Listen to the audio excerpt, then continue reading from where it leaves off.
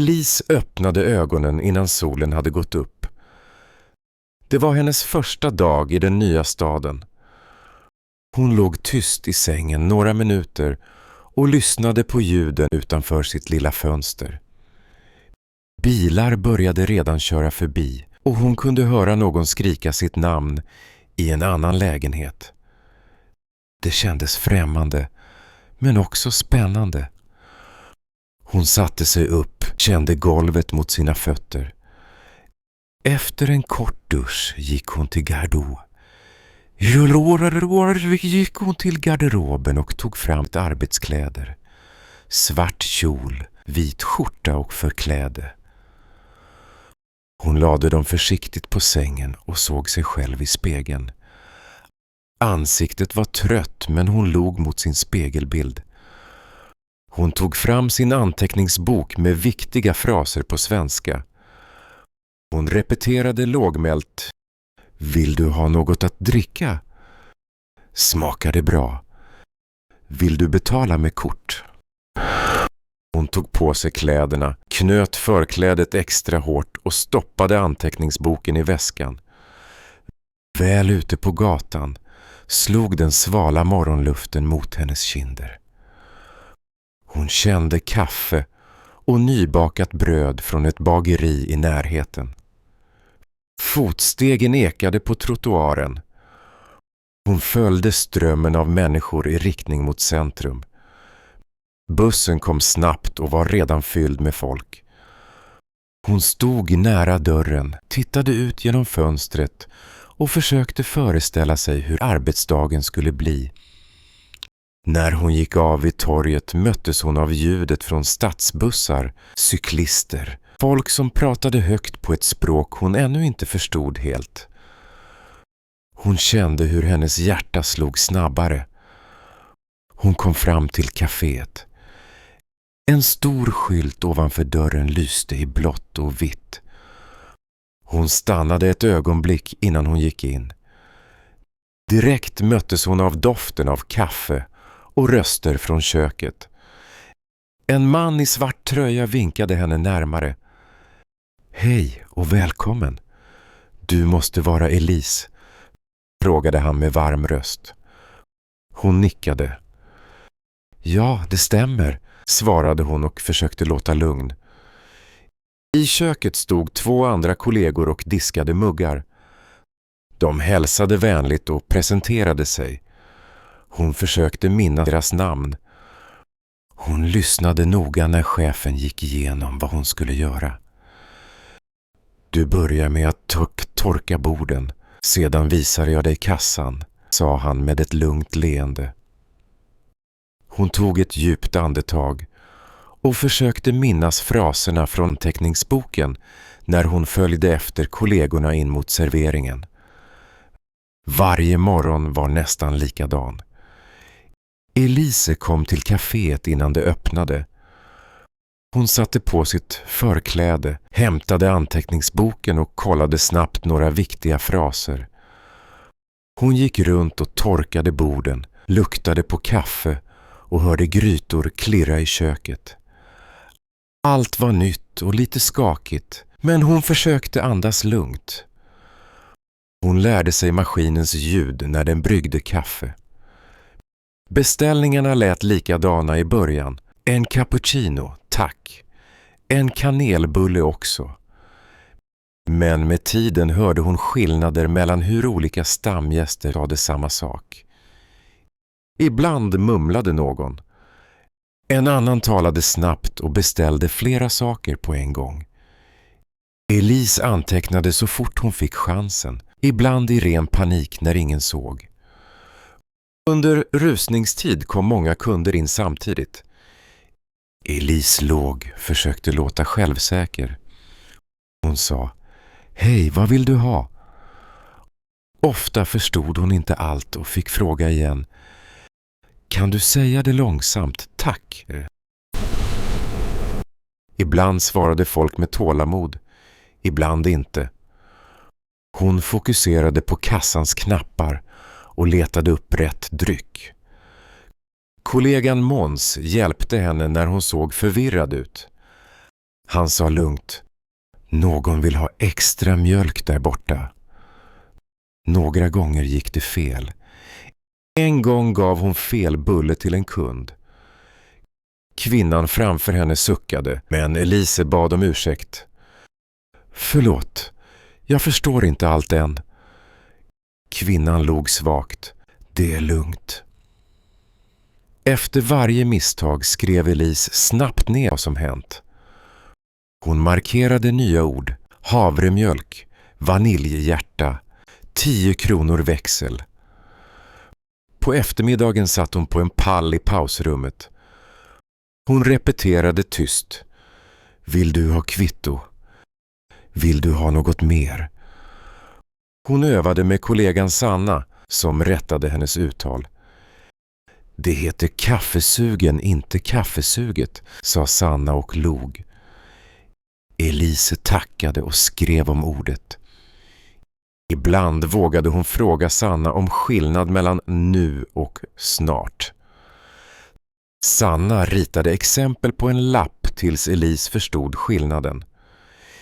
I serveringen hörde hon en stamkund ropa: hej Elise, som vanligt idag. Hon tyckte om hur hans leende kändes vänligt och hon mindes direkt hans vanliga beställning. Hon tog brickan och gick mot kaffebryggaren. Hjärtat slog lugnare än vanligt. Hon satte på maskinen och mumlade ord för sig själv. Snart hörde hon dörren slå igen bakom ännu en kund. Elise var trött efter morgonens rusning. Hon satte sig ner och tog en klunk vatten. Under hennes korta paus hörde hon 2 äldre damer prata vid bordet bredvid. De log mot henne. Elise vågade fråga: är det er första gång här? Damen med vit skarf svarade vänligt: nej, vi kommer ofta hit. Vi gillar stämningen. Hon försökte hänga med i samtalet. De berättade om sitt favoritcafé i Frankrike. Elise skrattade och sa: jag är också från Frankrike. Det blev lite tyst och damerna frågade om hennes hemstad. Elise försökte förklara på sitt haltande svenska och kände sig mindre nervös när de nickade förstående. Snart var pausen slut. Hon gick ut i serveringen igen. Vid kassan väntade en ung man som såg stressad ut. Han pratade snabbt. Elise förstod inte allt. Hon sa: kan du säga igen, lite långsammare tack? Mannen andades ut och upprepade, men med lite irritation. Elise lyckades till slut ta beställningen rätt. Hon log försiktigt. Tack för att du väntade.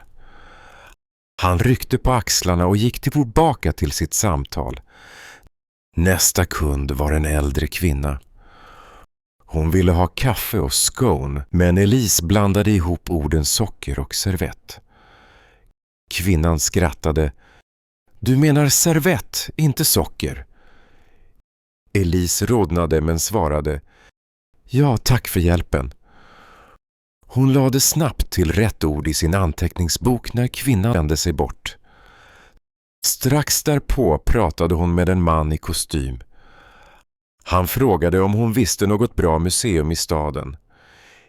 Elise tvekade, men kom ihåg vad kollegan Sanna hade sagt för några dagar sedan.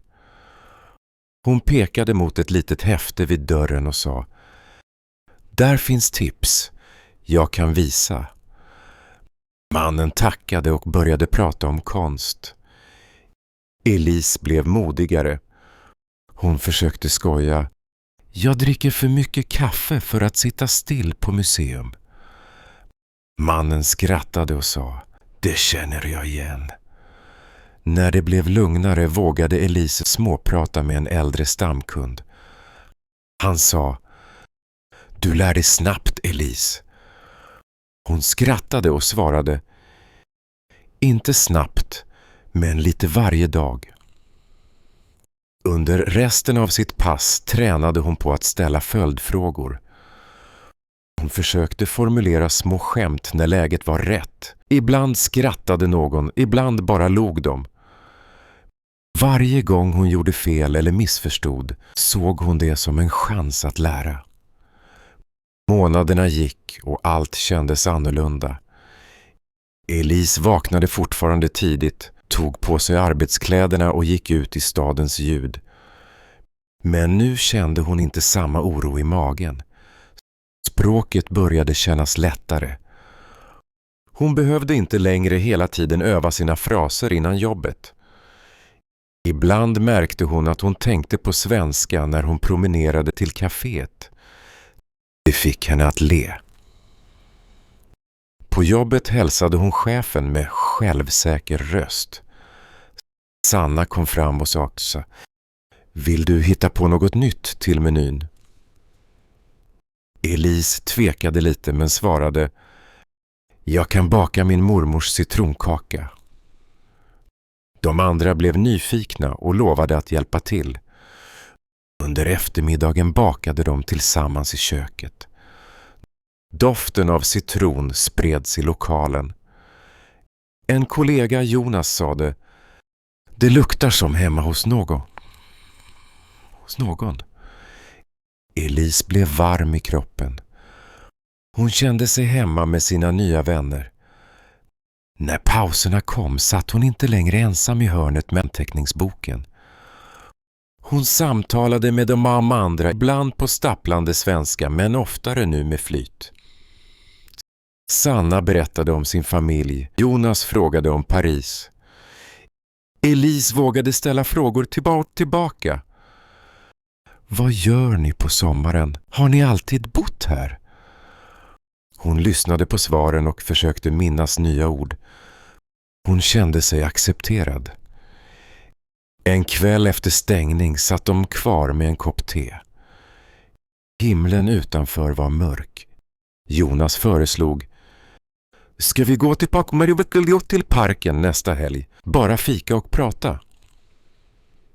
Elise svarade entusiastiskt: "Gärna, jag tar med fransk ost." De andra skrattade.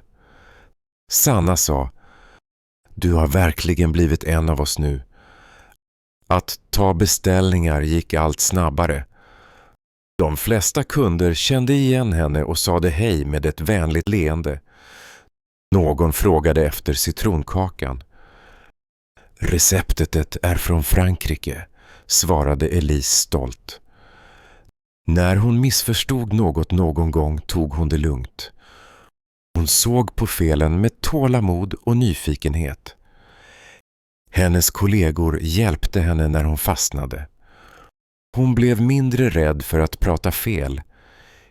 Caféet kändes inte längre som en plats där hon bara arbetade. Det var en plats som behövde henne. Hon brukade stanna kvar efter sitt skift och hjälpa till med kaffemaskinen eller torka borden. Ena dagen märkte hon att hon log spontant mot spegelbilden i fönstret. Hon visste att hon hade hittat något värdefullt. Kvällarna hemma var också annorlunda. Hon ringde sin familj på video och berättade små historier om kunderna, kollegorna, hur mycket hon hade lärt sig. Hennes mamma frågade: "Är du lycklig?" Elise svarade utan att tveka: "Ja, jag känner mig stark här." En morgon när hon gick till jobbet märkte hon att hon hälsade mot blomhandlaren, vinkade till busschauffören och kände sig trygg.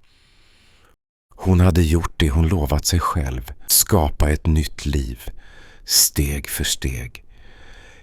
Kanske skulle hon aldrig sluta vara fransk, men nu var också kaffe, svenska och vänliga hälsningar en del av henne. För första gången längtade hon till jobbet, till allt det nya som kändes så hemma.